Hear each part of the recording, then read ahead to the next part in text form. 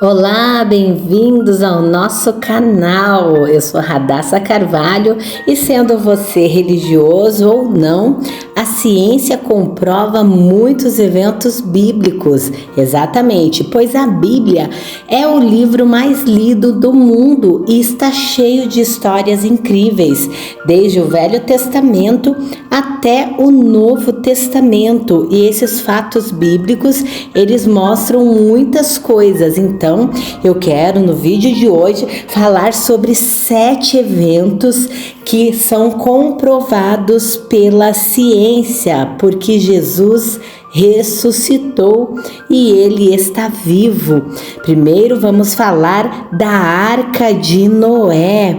Exatamente, a Arca de Noé. Em 2014, 4 alunos de física da Universidade da Inglaterra confirmaram a viabilidade da Arca de Noé.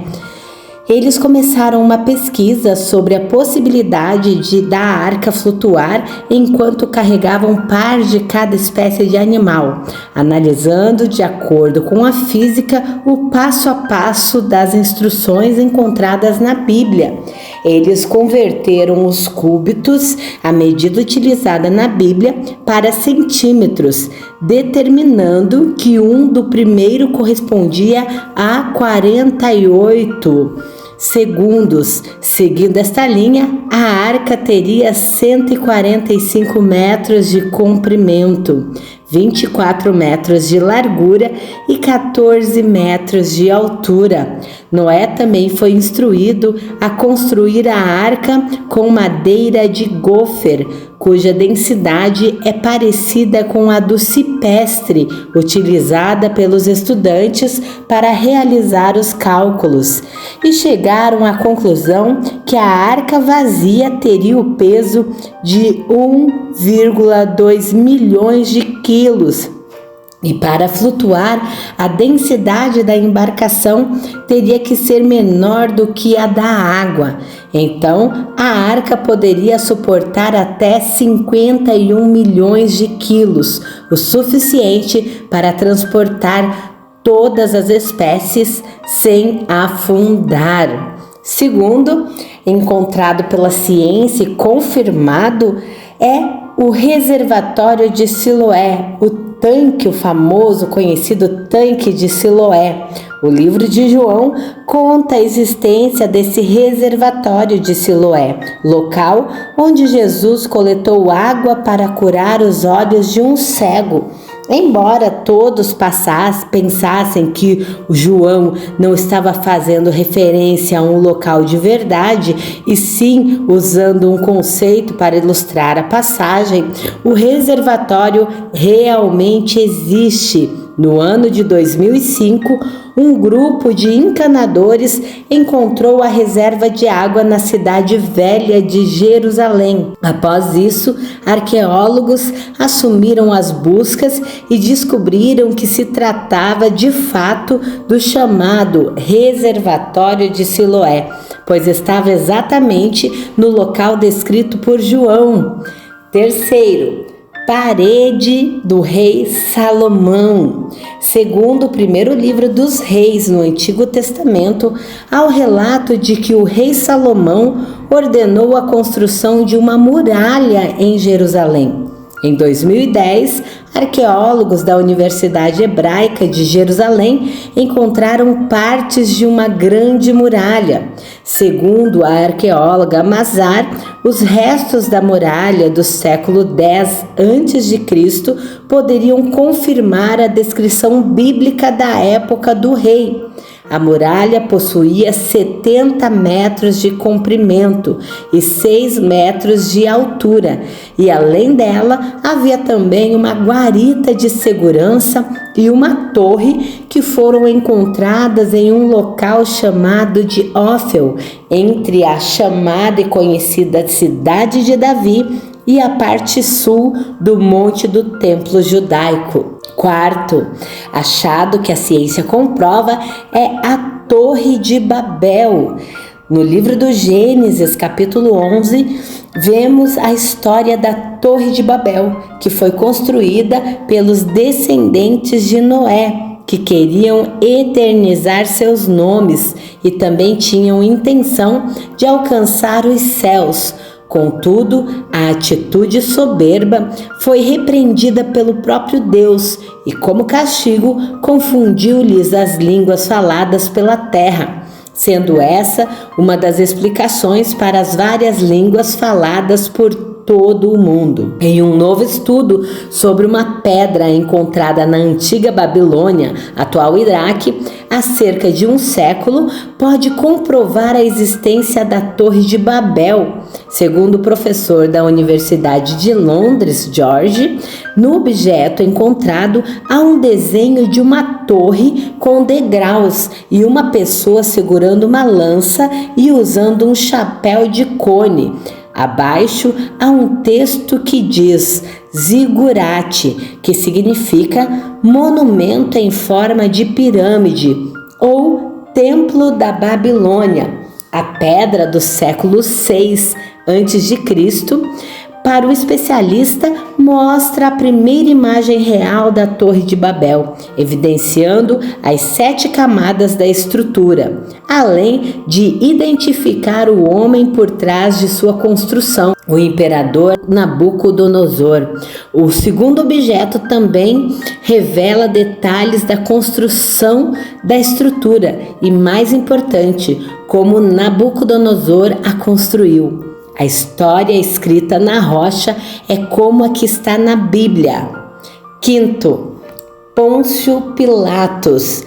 Pôncio Pilatos foi o governador romano que ordenou a morte de Jesus, segundo está escrito no Evangelho.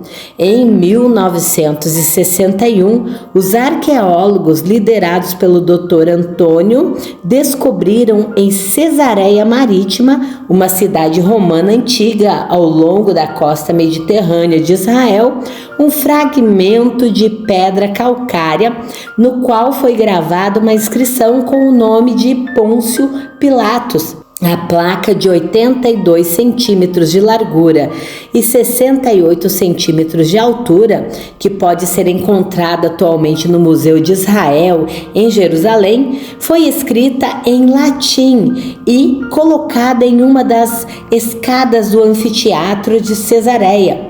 A inscrição diz o seguinte: Pôncio Pilatos, prefeito da Judéia, dedicou ao povo de Cesareia um templo em honra a Tibério. A informação descrita coincide com o reinado do imperador Tibério entre os anos 14 e 37 d.C.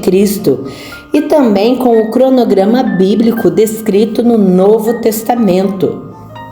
Lucas, em seu evangelho, se referiu a Pilatos como governador romano da Judéia durante o reinado de Tibério César. Sexto, a cidade da primavera.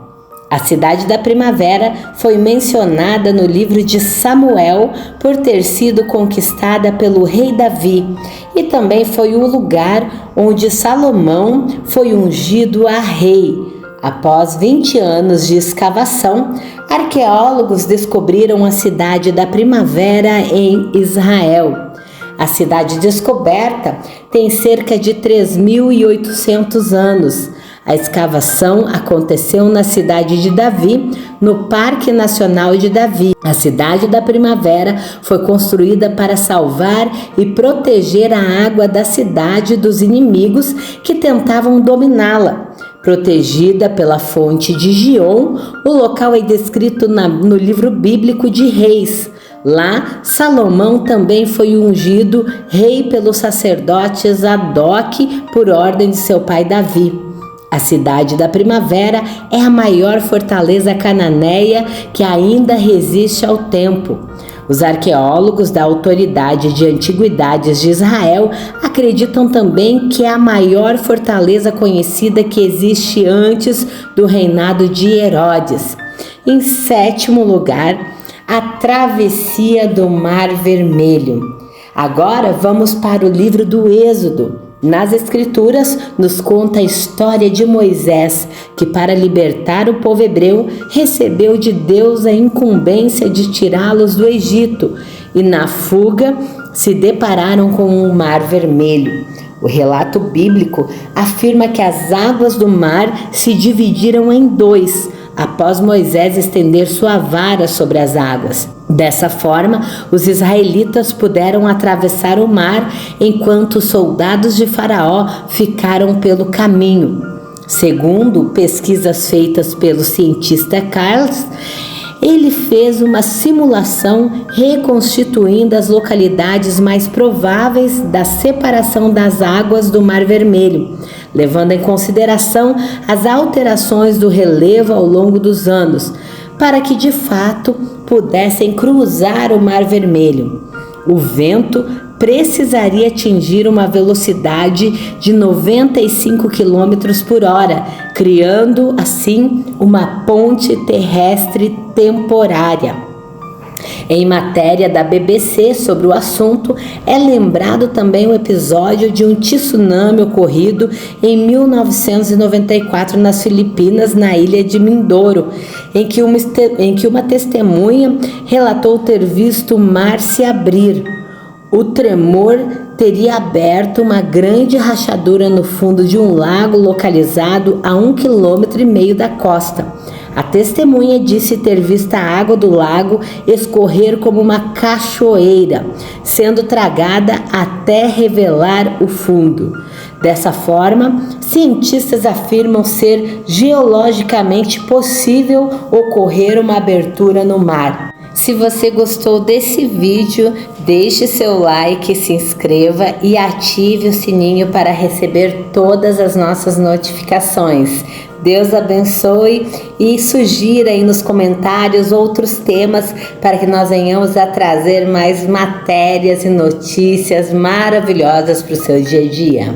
Deus abençoe.